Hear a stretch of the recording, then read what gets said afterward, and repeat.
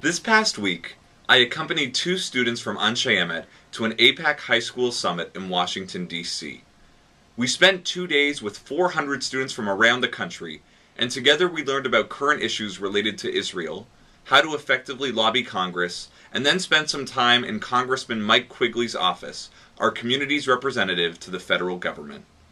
This experience reminded me of a lobbying opportunity that I recently had with American Jewish World Service.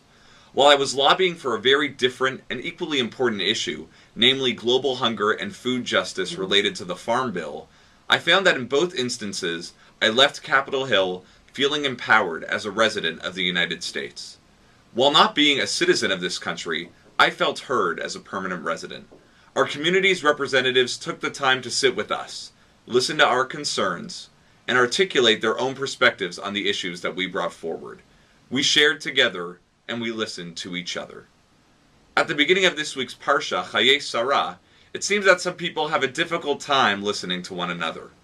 When Abraham seeks to purchase a burial place for his wife Sara, he turns to Ephron. In the ensuing conversation, Abraham, the people of Chayei, and Ephron constantly use the phrase Shema, listen. They say to Abraham, Shma'enu, listen to us. And Abraham responds, Shema'uni, well, you listen to me. The conversation continues with Ephron and Abraham repeating to each other, Shma'eni, if only you would listen to me. Everyone in this scene begs the other to listen to them, wishing to be validated and heard. In our world today, it is hard to completely stop what we are doing and listen. There is always an email that we can check, or a text message to send. How often do we stop, look someone else in the eye, and simply listen? This is certainly the case even in the days of Abraham, long before cell phones and the internet. In my trip to the nation's capital this month, I have met government representatives who put their phones away and listen. They want to hear our concerns, if we will only speak up. Here at Anshe Emet, we are specifically taking part in AJWS's 18 Days of Action leading up to Thanksgiving. We can all participate in these 18 days in small acts that will make a giant leap in our efforts to help on the issue of global hunger.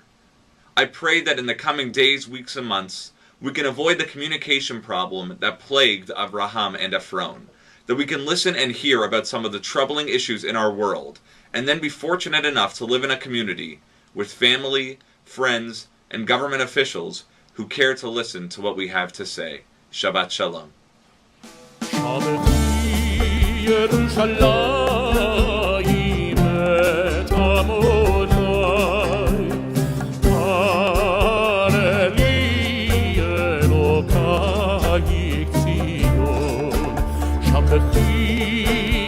Shalom.